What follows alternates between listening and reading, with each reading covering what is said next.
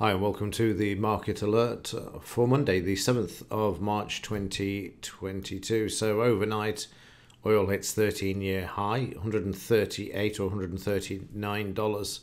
Massive jump. We finished at 118 on Friday. This is already the news that's out. All hell breaks loose on Russian oil embargo. That's the reason for the massive increase. And it's a case of sanctions again. So the not allowing Russia to export its oil is just going to crucify absolutely everybody, which seems to be counterproductive or intuitive to me. But there you go. Inflation, stagflation, crude set to extend record surge after Blinken says US in active discussion on banning Russian oil imports. It's a bit like shooting yourself in the foot, isn't it? Oil crisis 2.0. US gas prices jump most overnight since Iraq war. Record highs imminent. Well, we've spoken about this in the market alert for the last few weeks, and now we're seeing this come to fruition. Other news, this is Friday. Putin panic goes global. Stocks and credit crushed as bond and commodities soar. Stresses are starting to show in the global financial system. Well, there's a reason for that, but more on that tomorrow. And February payrolls smash expectations on Friday as well. There seems to be a bit of a non-event at the moment. It used to be main news, but it's not. But it's interesting to see that it surged to 678,000, which again is inflationary.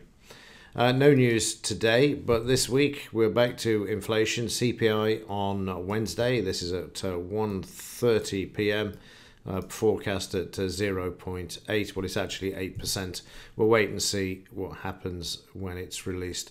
But keep that one in mind as well.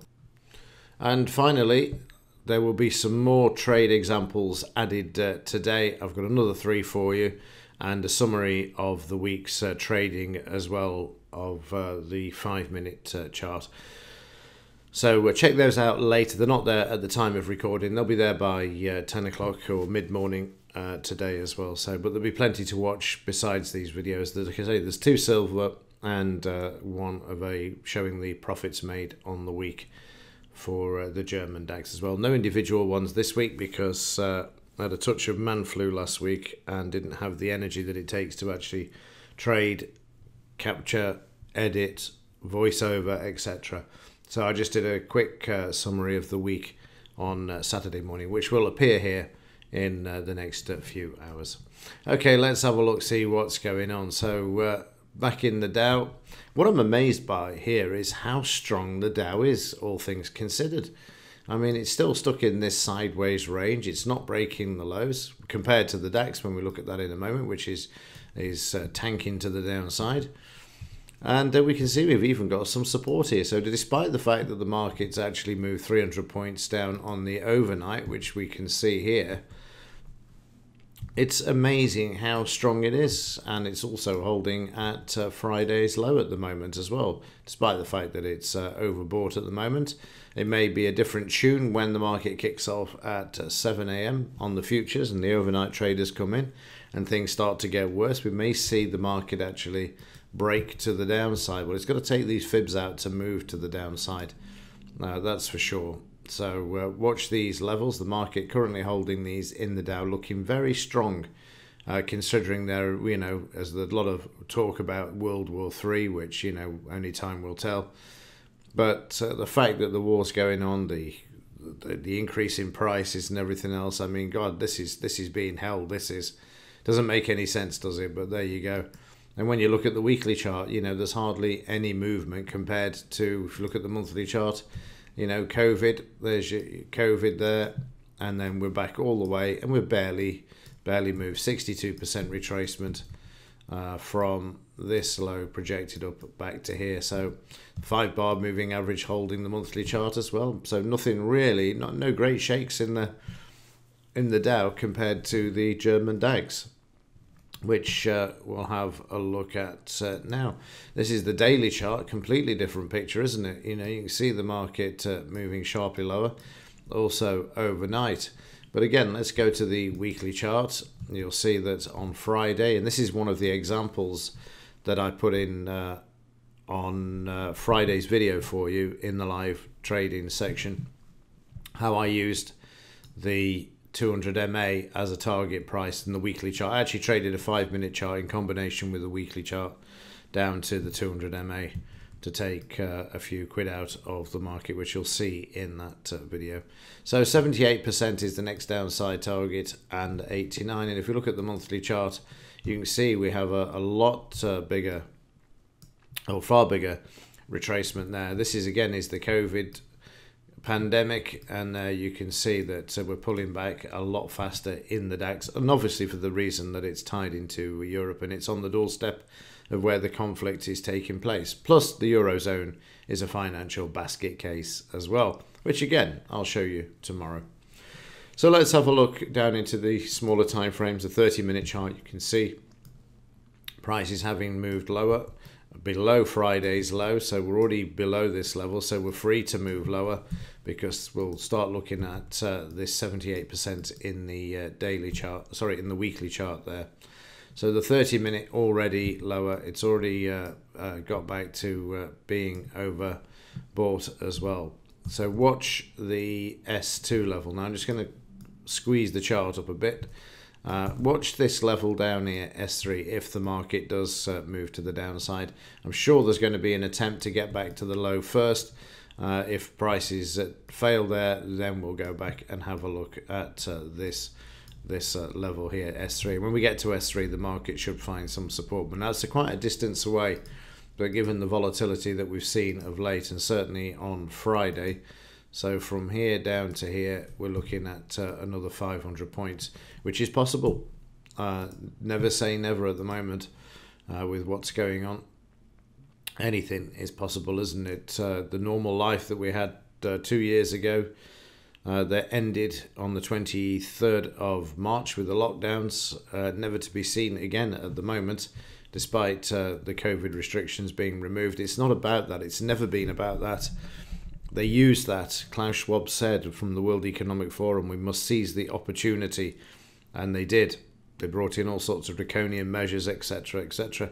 But it was a smokescreen, and there's a video that I recorded. I'll see if I can find it in one of the market alerts back in 2020 about how 7 trillion was printed to add liquidity to all central banks because they'd run out of dollars, and by creating the shutdown of the global economy, it enabled them to remove the demand and thereby add the liquidity back into the banking system. It's all there, you know, hidden in plain sight. And I'll see if I can find that and also include that tomorrow. But yeah, 30-minute chart at the moment, sitting there sideways. And the 5-minute chart, you can see the gaps in the market. The reason we get 2 gaps on a Sunday night, the market opens, trades for an hour, and then shuts off again, and then again. And you'll see that we've got the market moving sharply lower by how many points? Well, this is the close of Friday, so let's just do a quick ballpark here down to this low, and there's 525 points, so another 500 is not impossible from this level, as we can see by this. So the DAX down 500, the Dow was only down 300, I think, somewhere in that region. Again, showing you the strength of the Dow compared to the DAX. But at the moment, we're sitting sideways, waiting for the 7 a.m. kickoff. And a quick look at the currencies. They'll be in here somewhere. Again, on Friday, another big day down in the pound, taking out the 132, the 89% retracement. And you can see that we're heading to this level here, which is the 131 level there, 131.691. Currently through these, so we'll dispatch these.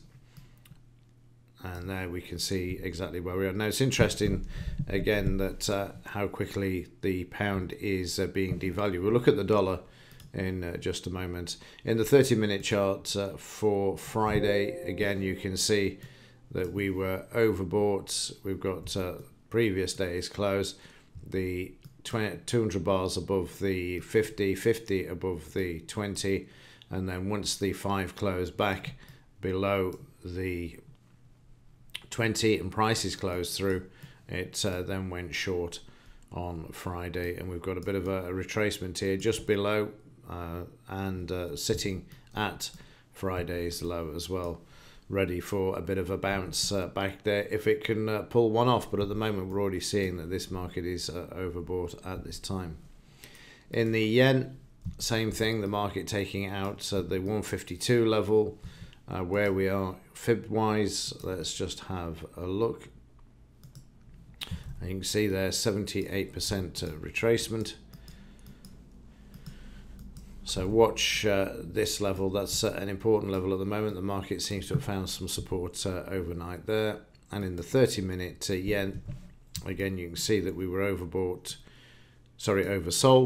and we've had a bit of a pullback to the low. Very important level. You can see them buying back in at the low, along with divergence and a crossover in stochastics, and we're back to Friday's close, which needs to be taken out and head towards the DP if prices are to hold. Otherwise we're then going to see the yen moving down to the 150 level there.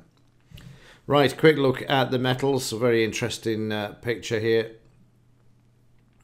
Starting off with silver, they've already slammed the price. The market gapped up, ran up to we had a high of let me just grab this to tell you what the high is.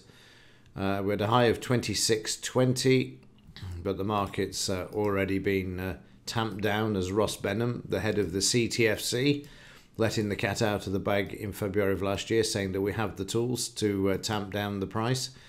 And sure enough, we're seeing that overnight already. So yeah, what a surprise, eh? So we had the market gap higher, it then traded back up, and then they hit it with the selling, and since then we've traded back down to Friday's high, where the market is currently holding. Got a bit of demand there at the moment, but it's a case of will it hold? I think you'll find that it won't. And gold the same, ran up. We've got the high for gold here for $2,000. We've actually hit that high once more, which is good. We've got a bit more to go here. It was $2,056, wasn't it? We looked at that last week. And again, gold on the 30-minute, you can see that being tamped down by the powers that be. And the last thing they want is to let gold rip higher, and silver at this point. It's going to, there's no doubts about that, is that with the crude oil at $139 per barrel. But before we get to that, the dollar also gapping higher and selling off a bit there as well, which is bringing some support to the yen and to the pound. Here's the biggie for the day. We've got crude oil up massively overnight, $138 on the May contract, which you can see there, just, well, yeah, $138 per barrel. Currently trading at 129, down $9 per barrel at the moment, but this is going to look cheap, as I've said before. We've got to get to the 148, and then the other articles that we saw earlier in the headlines, that $200 per barrel is going to be on the cards. Inflation is going to be massive, even with the government's rigged numbers. You can see where this is heading, and it's going to impact majorly on everything, food, obviously, anything that's to do with transport related. So that means everything is going to be a massive impact, including down to the consumer. I'll be thinking twice about traveling, and I think you'll probably see, as we did in March 2020 with the lockdowns, a surge in the purchasing of bicycles once more. That's the monthly chart of silver, which we can see is breaking to the upside there. Okay, I've gone on long enough, but there's a lot happening. Let's see what happens at 7 AM when the futures market opens, and let's see what happens today. As ever, thanks for watching. See you in the next.